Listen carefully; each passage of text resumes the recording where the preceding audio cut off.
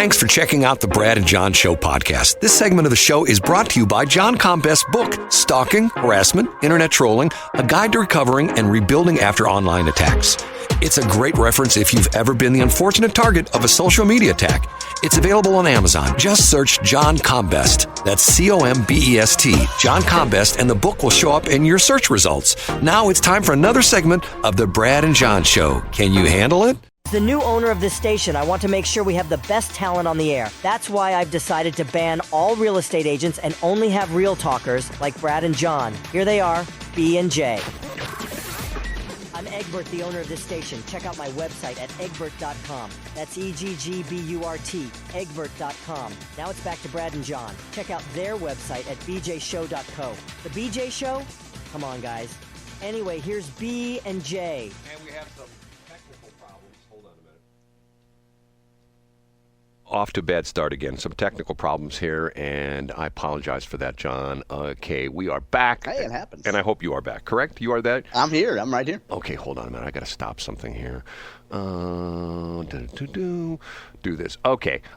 It is the B&J Show, Brad and John, bjshow.co. I still have trouble with that. I don't believe... You've got to consecutively write 2 in a row. Yeah, no, it's pretty bad. Okay, a lot of things to talk about this morning. First off, I want to set the stage by saying I'm not an electric car hater.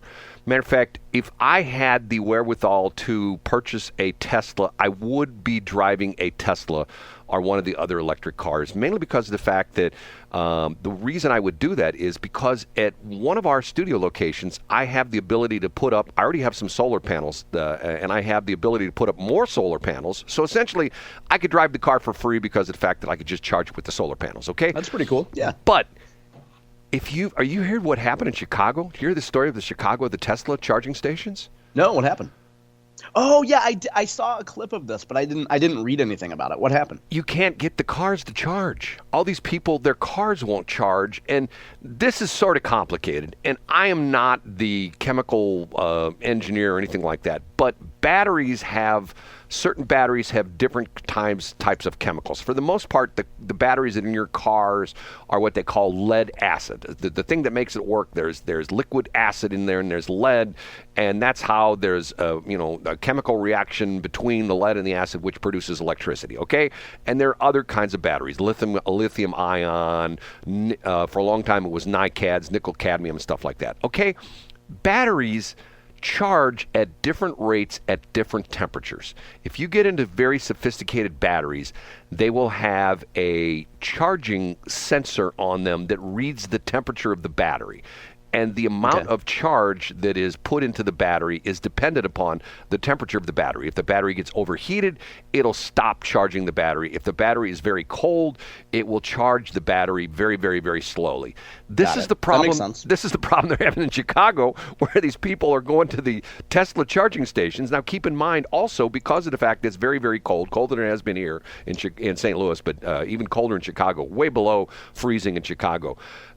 Any kind of battery has diminished capacity once you get below a certain temperature. And once you get below a certain temperature, the battery capacity is just all gone to hell. I mean, it's just, in other words, you could pick up a car. Let's say you could pick up a car in Miami and it was fully charged. And let's say you loaded that into an airplane and you flew it. You didn't drive it. You flew it to Chicago and you rolled it out on the tarmac and it got, cold in Chicago. The car got all, colded up as opposed to heated up. The car got all colded up and you looked at the battery gauge, it might show 50% capacity. So in other words, you haven't used any of the capacity. It's just because of the fact it's cold. That makes sense, yeah. This is the problem with the electric cars is that, once again, I'm not saying that electric cars are bad. What I say is let people have a choice. These states that are already mandated, you can't have what called an ICE, which is internal combustion engine, which is essentially your regular old gasoline or diesel engine. You can't have an ICE engine past the year 2030. Well, first off, there's the problem. There's the situation with charging stations. Second off, there's not enough power in the grid. Like, for example, right now in St. Louis area and in the areas that are having the extreme cold weather like we're having, there is a huge draw on the electrical grid because of the fact that a lot of people have electric heat already. They don't necessarily all have gas heat, but even if they do have electric or gas heat, they've got a space heater, electric space heater they plug in, or they've got a coil that they wind around their pipe so they don't freeze, and they may be using they may be even to the point where this is not the kind of thing you should do, but sometimes people would open up their stove and turn their stove on, and especially if electric stove, it's a gas stove, shouldn't do that. That's dangerous. But electric stove, people will do that. So in other words, we're having a peak, just like we have in the summer, we're having a peak usage on the electric grid. Okay, that's without having a gazillion electric cars. I mean, once you hit all these electric cars, I'm just going like, okay. And once again, the people, you read these stories, like for example, there was a story, a guy in Chicago read the story about, he has a Tesla, he went to the supercharging station, it wouldn't charge. He had to call a flatbed tow truck to pick up the car and take it somewhere and put it inside so we could charge it. Let's think about this for a minute. I mean, and the other thing is too. So here's a glimpse into what happens when I get off. Depending on kids' school schedule on any given day, but when I get off this call, so we're done at 8:00. Generally, I listen to there's a company called Hedgeye, and they're the top investment. They're the only investment group that I listen to. So I join a call at 8 a.m. and I just listen to the macro show call, and then I listen to there's a separate call that's an hour and a half that is going on while we're doing this show that I miss, but I listen to the broadcast of it. The point is that they have different sector heads and they go through different industries every single day. And on the Friday call, the industrials guy, a guy named Jay Van Sciver, talked about Lucid Group. And Brad, you probably know Lucid for EVs. The point of the story is that with EV production, and he was using Lucid as one example, they predicted that estimates were that they would produce 1,700 cars in the quarter, and they produce more than 1,700 cars. And the problem for Lucid specifically is that they have so much production and these cars are sitting on the lot. And so many people have gotten into, as Van Sciver describes it, so many people have gotten into this market now that cars are sitting and nobody's buying them. Or I should say people are buying them, and the market is indeed expanding, but production now is outpacing consumption of it. Well, and then particularly you look at this market, Brad, sorry to interrupt, but you look at this market now, and as we enter into a recession, who's going to pay that much for an entry-level EV? Well, but the problem is there are no entry-level EVs. I mean, that's... Right, well, yeah. I mean, whatever you could say. I mean, entry-level, let me put that in air quotes there, Brad, an entry-level EV. Well, Tesla, when they came out with, they said the S model was going to be $29,000. Okay, for poor people. That's for poor people. Well, find me one at $29,000. Right, absolutely. You can't see the same thing that's happened. What's interesting about this is the same thing that's happened in the pickup truck market. Okay, if you go back 30 years, pickup trucks were work trucks. Okay, they didn't have fancy interiors. They didn't have power windows and stuff like that. And your typical pickup truck was a regular cab truck, not a extended cab or a super cab or a crew cab, whatever they call it. And an 8-foot bed. That was a pickup truck, an 8-foot bed. And the reason for an 8-foot bed is because you could put an 8-foot, you could put a 4x8 sheet of plywood in the back 4x8 sheet of drywall in the back, put some, 2x4s, 2x4s, all that kind of stuff in the back of the truck. Okay, it's almost. I would be willing to bet you if I said to you, John, I want you. Here's your. Let's have a bet. You go out today. Hold on a minute.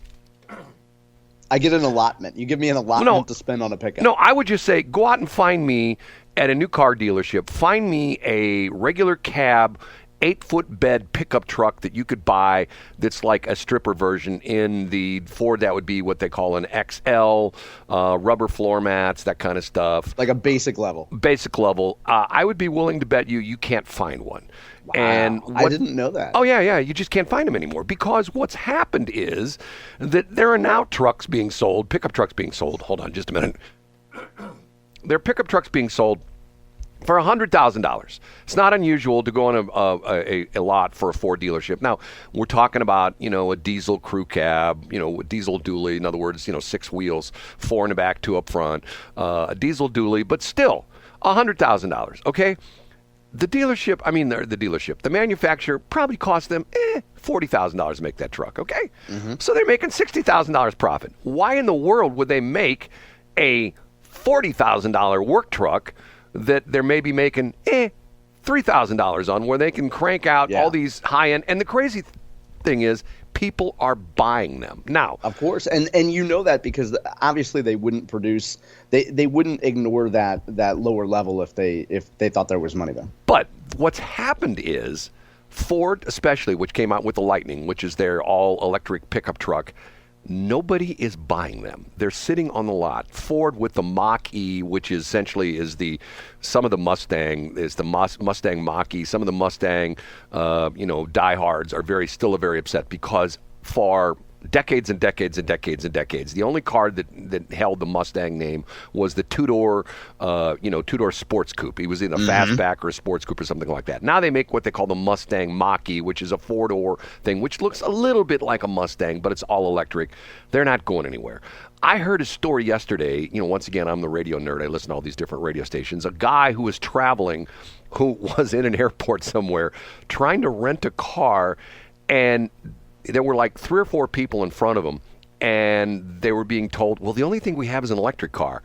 And the people were going like, are you going to get any gas cars in? We're probably within about an hour or so. I'll wait. Next person comes up in line. I can believe it. Because nobody wants an electric car. So what you do then, if you're in the EV market, if I'm brainstorming in the EV market, and Lord knows these folks started on this, 10, 15 years ago, this element of it. So what you do is, you have to do it from the government end, or you go to a large corporation and say, hey, if you guys want to meet your ESG goals, we've done the math, and if you convert, let's say, I don't know, you work for a major agriculture company that has a field team that sells seed all day long. Who would that be?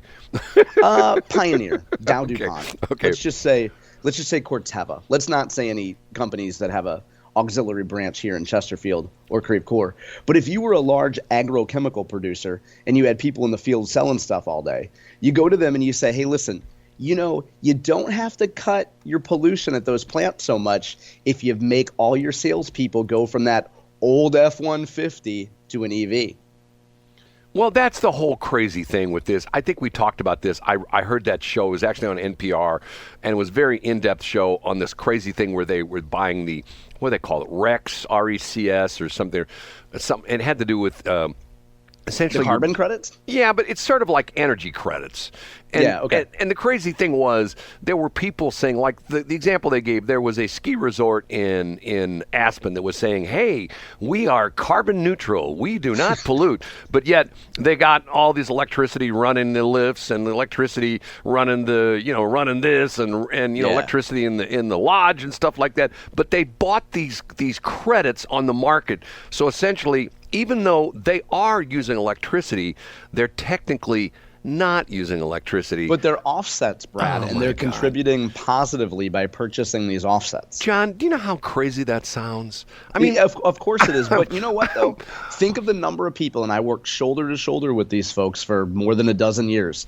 If your job is based on meeting some threshold, you are going to do whatever fuzzy math you can to show that product, it could be a chemical coating on a frying pan, or it can be a pesticide, or something on a ski lift in Aspen.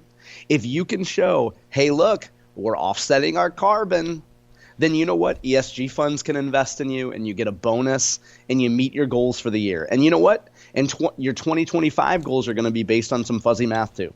Well, the whole crazy thing is, just like you said, the crazy thing about the fact that it's just all – hold on a minute. Don't know what's wrong with my voice this morning. It's all just fudging the numbers. That's all it is. Yeah. I saw a cartoon over the holidays, and I'll skip this part if I'm playing this show for my kids.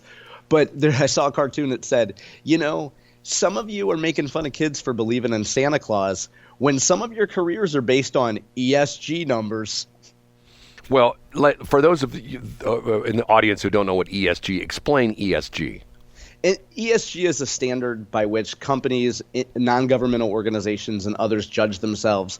It's environmental, social, and governance standards. So in other words, do you meet environmental thresholds of carbon sequestration or carbon pollution? On the social element, do you hire enough handicapped, transgender, Asians, or other people that check diversity boxes?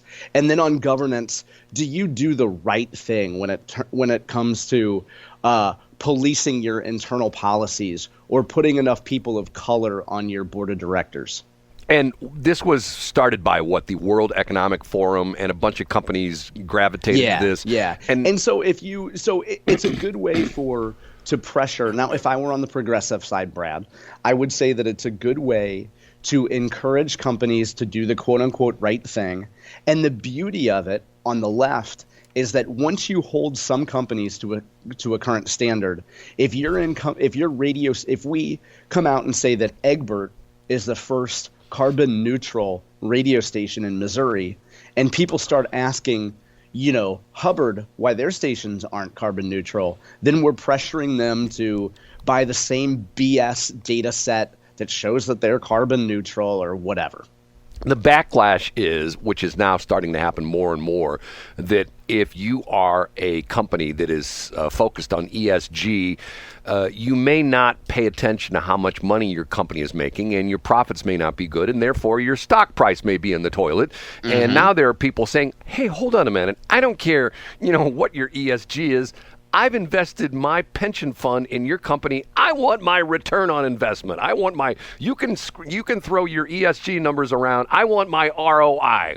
You're absolutely right. And the counter argument to that, again, from a progressive, would be like, well, Brad, we're not going to put Egbert Radio in our super ESG woke radio fund. So companies that want to allow employees to invest their pension in 401k, you're not going to be in that ESG woke fund, Brad.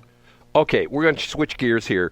And I'm going to say something that, let me preface this by saying the January 6th thing, the whole thing, which happened over 3 years ago now, January 6th, 2021. It's now 2024, and today's the 16th day of January. So this happened 3 years and 10 days ago, okay?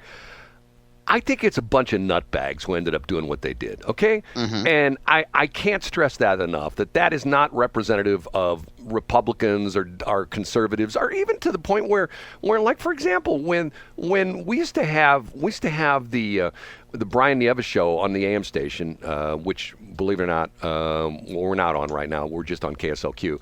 But when we used to have the Brian Nieves show, he called it the Patriot Enclave, and he does it on Tracy's station right now. Yep, He's that's taking right. the same thing. We used to have some of the Oath Keepers come in.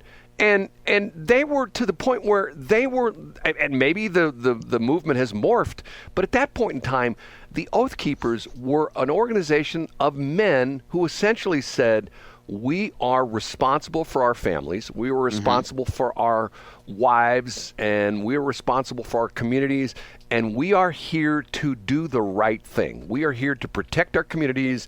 If somebody comes into our community and tries to destroy our community, if we have bad people that are trying to come in, into our area, we're the guardian angels. We're the guardian angels. We're going to work with the police departments. We're going to work with the county government, city government to try to, protect our area. Okay, and once again, these people used to come on the radio station all the time, to the point where if I was broke down on the highway and two people pulled over, one of who was I almost hate to say this, but one of who was like one of a Hillary Clinton person and the other one was like an Oath Keeper, I'd say, hey, this Oath Keeper guy is going to drive me up to the gas station because I ran out of gas. But I wouldn't want to go with the Hillary Clinton person. To the point where I'm going like, I would trust the Oath Keeper. Now, having said that, people are going to go, oh, I can't believe you said that. Okay, why is it that this riot that nobody's talking about that happened over the weekend at the White House is not being talked about?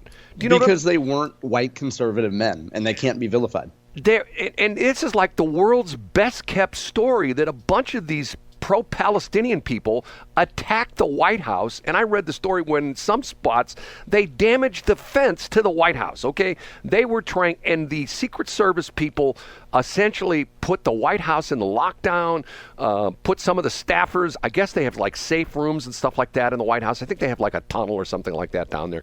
They were essentially preparing for the White House to be overrun. But yet, well, here's why, Brad, and here's why I think it's okay. Because there's been a long and valuable history of anti-war protesters or folks protesting war, protesting in Congress and at the White House. So let's give them a little bit of room. And also, Brad, among this group over the weekend, nobody was wearing a Viking helmet.